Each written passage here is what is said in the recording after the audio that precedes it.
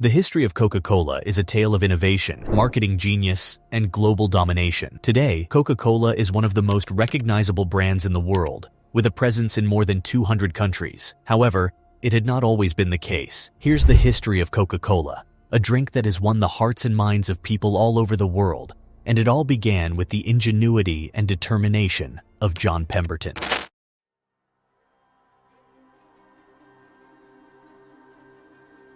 John Pemberton was a man on a mission. He was a pharmacist in the bustling city of Atlanta, Georgia, in the late 1800s, and he was looking for a cure for headaches. He had tried every remedy in the book, but nothing seemed to work. That's when he had an idea. He would create his own remedy. This was around the same time doctors were garnering a lot of mistrust from the community. Pemberton had always been fascinated by the medicinal properties of coca leaves and cola nuts. He believed that the two ingredients could be combined to create a powerful tonic that could cure a range of ailments. A war veteran himself, Pemberton was hooked on another drink called Vin Mariani that helped him overcome his morphine addiction. This drink used coca leaf extract, which naturally contains small amounts of cocaine alkaloids. He spent months experimenting with different formulas, trying to find the perfect combination of ingredients. He launched French wine coca, which is largely similar to Vin Mariani. Unfortunately for him, restrictions on alcoholic beverages hit, and because of this, he had to take out the wine from his ingredients. He replaced it with carbonated water. Finally, after many long nights and countless failed attempts, Pemberton stumbled upon the perfect recipe. He called it Coca Cola. During the late 1800s and early 1900s, cocaine was a common ingredient in many medicines and tonics, and it was not yet widely known or understood to be a highly addictive and dangerous drug. Pemberton believed that the coca leaf extract would give his drink a unique flavor and provide a stimulating effect. The drink didn't appeal to the public at first. Pemberton attempted to sell it by citing its therapeutic properties as a headache and upset stomach remedy. Before he passed, he partnered with a businessman named Asa Candler. Asa Candler was a man with an unquenchable thirst for success, and his story is nothing short of thrilling.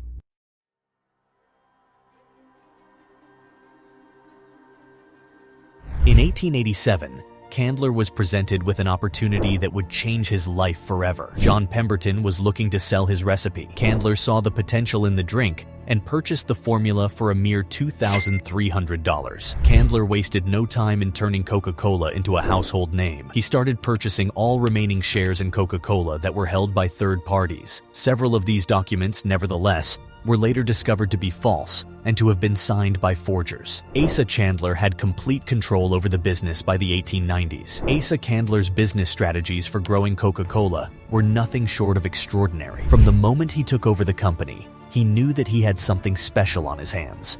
One of Candler's most innovative strategies was his aggressive approach to marketing.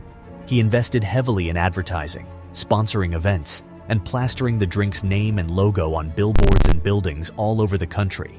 He also created promotional items, such as calendars and posters, to give away to customers, spreading the word about Coca-Cola far and wide. Candler knew that the key to success was making Coca-Cola as widely available as possible. To that end, he aggressively marketed the drink to pharmacies and soda fountains, making it available to people everywhere. He even gave away free samples of Coca-Cola to get people hooked on the drink and build brand loyalty. By selling the syrup to soda fountains rather than bottled drinks, he was able to save on the cost of glass bottles and transportation. Instead, the soda fountains mixed the syrup with carbonated water and served it in glasses to customers. In addition to saving on the cost of bottles and transportation, selling syrup also allowed Candler to maintain better quality control over his product. By selling the syrup to soda fountains, he could ensure that the drink was made fresh on site and that it met his high standards for taste and consistency. Candler eventually realized he could widen the horizons of his market by stopping to sell it only to customers with ailments. He dissociated Coca-Cola from the patent medicine industry, which initially faced a lot of scrutinies. He was a savvy businessman who understood the power of advertising and branding. Nonetheless, Asa Candler's marketing genius didn't stop with billboards and soda fountains. He saw the potential of using movie stars to promote Coca-Cola and pioneered the concept of celebrity endorsements. Candler's idea was simple. If people saw their favorite stars drinking Coca-Cola, they would be more likely to buy the drink themselves. So he set out to make sure that Coca-Cola was the drink of choice on movie sets and at Hollywood parties. He formed relationships with popular movie stars of the time, such as Mary Pickford and Douglas Fairbanks, and made sure that Coca Cola was always available to them. He even went so far as to provide free Coca Cola to entire movie crews, ensuring that the drink was seen on camera and in the hands of Hollywood's elite. Candler's strategy paid off in a big way. Coca Cola became associated with the glamour and glitz of Hollywood, and people began to see it as a must-have accessory for the movie star lifestyle. This association helped to cement Coca Cola's place in popular culture and made it one of the most recognizable brands in the world. In the early 1890s, Benjamin F. Thomas and Joseph B. Whitehead approached Asa Candler with the idea of bottling Coca-Cola as a way to increase sales and reach new customers. At first, Candler was skeptical of the idea as he was concerned about the cost and quality, but Thomas and Whitehead were persistent, and they eventually convinced Candler to give the bottle a try. They formed a partnership with Candler and established a new company called the Coca Cola Company, which was responsible for bottling and distributing the drink. They developed a nationwide network of bottling facilities and distribution centers to guarantee the uniformity and quality of the product, and they employed specially made glass bottles that could endure the pressure of carbonation.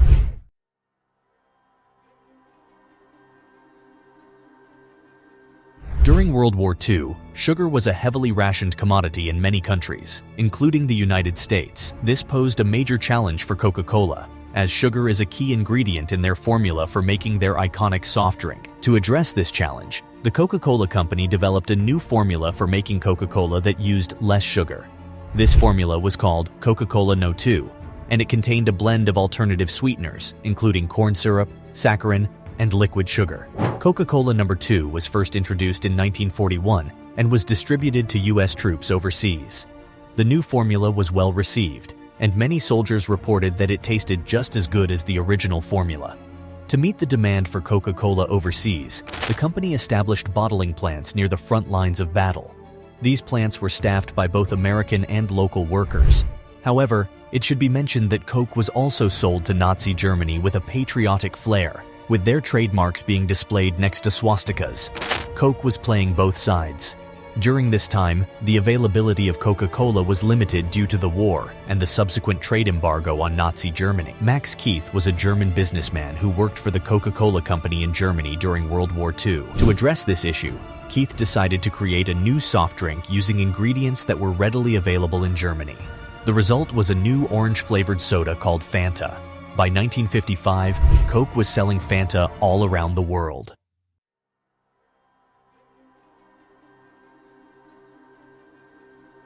Coca-Cola has had contracts with schools in the past to sell Coca-Cola products in vending machines on school premises exclusively. This practice began in the 1980s as a way for Coca-Cola to increase its sales and brand awareness among young people.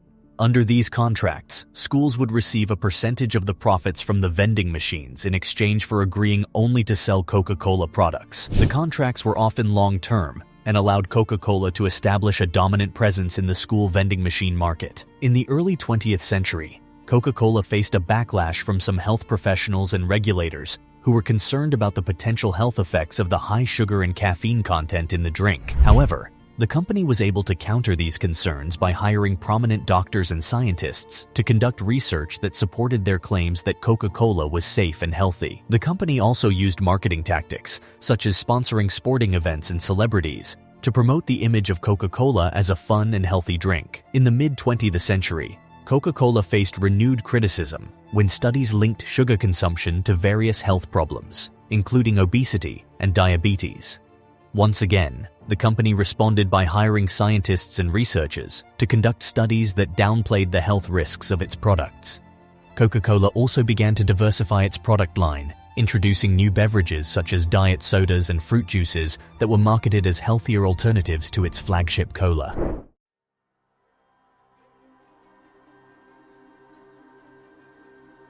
Pepsi and Coca-Cola have been fierce competitors in the soft drink industry for decades.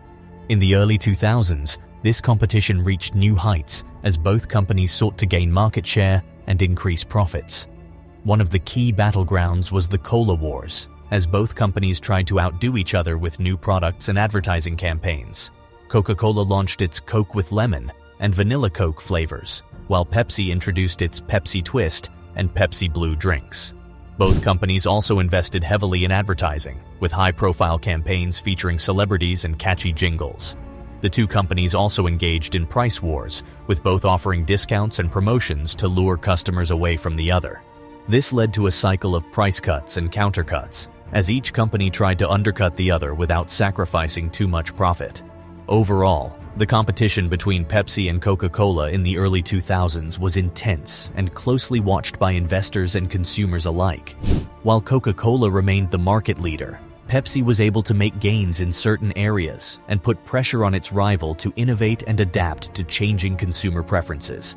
To this day, Coca Cola is the drink of choice for millions, a refreshing and delicious drink to quench their thirst. With its iconic taste and crisp, bubbly texture, Coca Cola continues to be the perfect beverage for any occasion.